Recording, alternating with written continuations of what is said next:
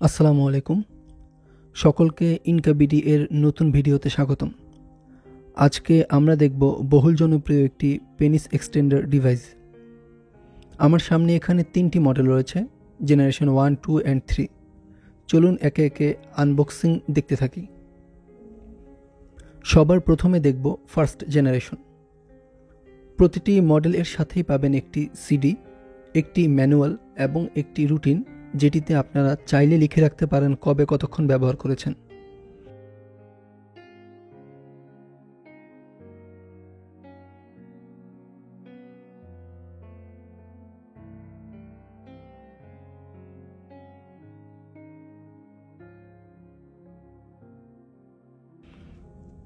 এবার চলুন দেখে নেওয়া যাক সাথে আর কি থাকছে। এটি হচ্ছে সফট ফোম, যেটা ডিভাইসটার ব্যবহারকে করবে আরও আরামদায়ক।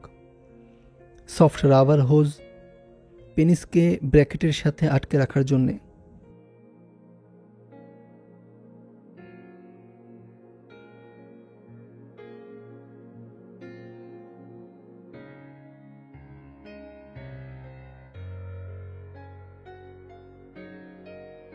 দুইটি ছোট এবং দুইটি বড় এক্সটেনশন রড, যেগুলো ব্যবহার করা হবে ব্র্যাকেটের সাইজ বড় করার জন্যে।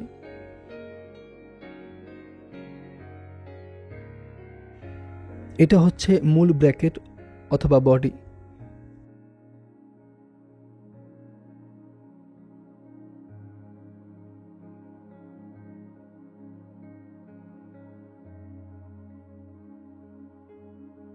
এই স্ক্রুগুলো ঘুরানোর মাধ্যমে ব্র্যাকেটের সাইজ বড় ছোট করা যাবে।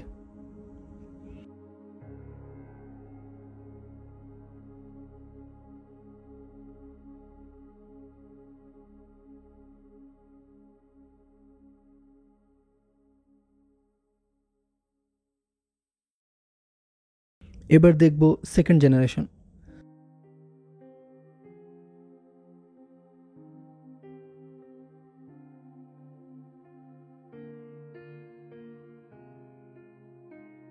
First generation and second generation এ কেবল একটাই পার্থক্য। সেকেন্ড জেনারেশন এ রাবার হোজের পরিবর্তে থাকবে এই রাবার বেল্ট, বাকি সব কিছু সেম টু সেম।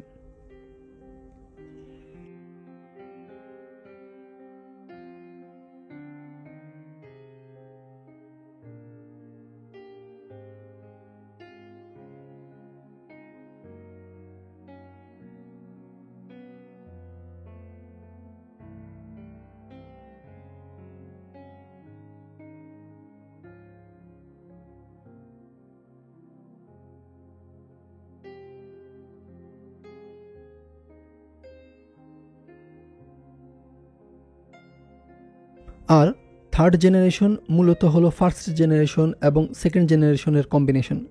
এটিতে আপনারা রাবার হোজ এবং বেল্ট দুটোই পেয়ে যাবেন, বাদ বাকি সব কিছু সেম। অ্যাকচুয়ালি আমরা নিজেরাও কনফিউজড যে দরকার কি কোম্পানি এর এমন আলাদা আলাদা 3টে ডিভাইস তৈরি করার, শুধু থার্ড জেনারেশনটা রাখলেই হয়। যাই হোক, আমরা দেখে ফেললাম আনবক্সিং। এবার দেখব ব্যবহারের উপায়। সাথে দেয়া রডগুলো জোড়া দেওয়ার সিম্পল নিয়মটা একবার দেখে নেই।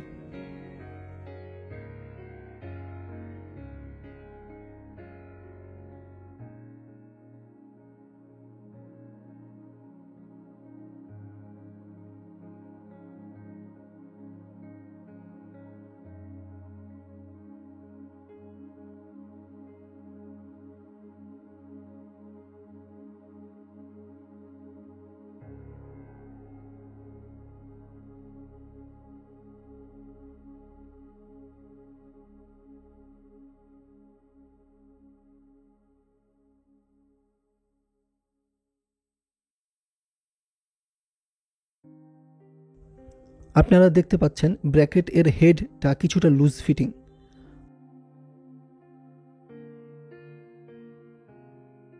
আমরা রডের মাথায় কিছুটা টেপ লাগিয়ে নিব, এতে করে হেড পারফেক্টলি ফিটিং হবে এবং লুজ হয়ে খুলে আসবে না।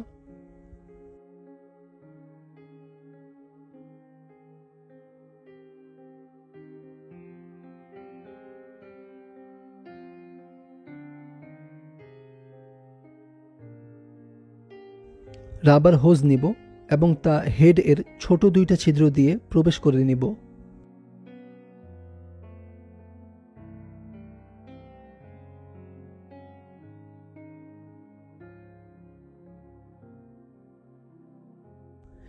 এখানে পেনিস এর প্রক্সি হিসেবে আমরা এটি ব্যবহার করছি আপনাদের বোঝার স্বার্থে। সাথে দেয়া সফট ফোমটি পেনিসের মাথায় পরিয়ে নিব।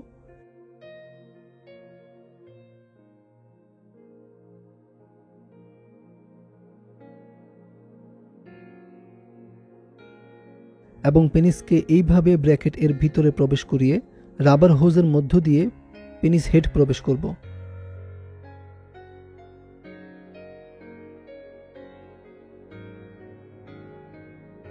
এবার রাবার হোজ এর দুই প্রান্ত ধরে টেনে টাইট করে নিব। বাস হয়ে গেল সেটআপ। এবার প্রয়োজন মতো ব্র্যাকেটের স্ক্রু ঘুরিয়ে ফ্রেমকে বড় ছোট করার মাধ্যমে পেনিস এ টান প্রয়োগ করব।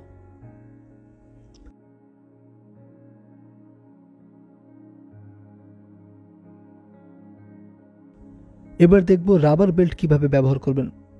বেল্টের দুই প্রান্তকে এভাবে ফ্রেম হেড এ প্রবেশ করাবেন।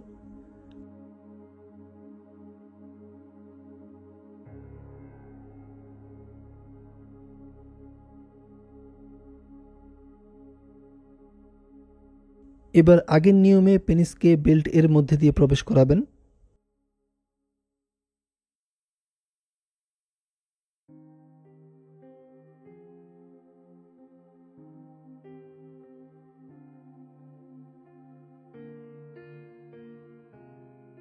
বেল্ট এর দুই প্রান্ত টাইট করবেন। বাস হয়ে গেল। এবার স্ক্রু টাইট করার মাধ্যমে পেনিস এ চাপ প্রয়োগ করবেন। তাহলে বুঝে গেলেন ব্যবহারের নিয়ম। এবার কিছু পয়েন্ট উল্লেখ করি।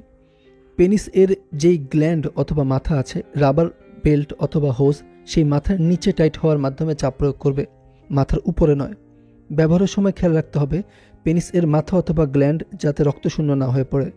যদি পেনিসের মাথা অবশ অথবা রক্তশূন্য হয়ে পড়ে অথবা কালার নীল, কালো, বেগুনি রং ধারণ করে, তাহলে ডিভাইসটি খুলে ফেলবেন। কিছুক্ষণ রেস্ট নেবেন যাতে পেনিস এর রক্ত চলাচল স্বাভাবিক হয়। এরপর পুনরায় ব্যবহার করবেন। কোনো অবস্থাতেই ডিভাইস পরে ঘুমিয়ে যাবেন না, এটা অনেক ঝুঁকিপূর্ণ। আরেকটা ব্যাপার, আমাদের পেনিস এর ঠিক যেই জায়গাতে রাবার বেল্ট অথবা হোস চাপ প্রয়োগ করে সেই জায়গাতে ডরসাল নার্ভ থাকে।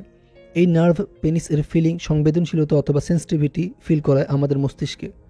অত্যধিক চাপ এবং লং টাইমের ব্যবহার নার্ভটিকে ক্ষতি করতে পারে।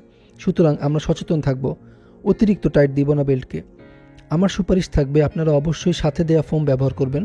প্রয়োজনে ডাবল ফোম ইউজ করবেন অথবা নরম কোনো কাপড় পেঁচিয়ে নেবেন। বাস এটুকুই আজকের মতন। দেখা হবে নতুন কোনো ভিডিওতে। সে পর্যন্ত চ্যানেলটি সাবস্ক্রাইব করুন, কিছু জানার থাকলে কমেন্ট করুন। আর অবশ্যই নিজের প্রতি যত্নবান থাকুন। বিশ্বাস রাখুন, ইউ আর দ্য বেস্ট। ফি আমানিল্লাহ।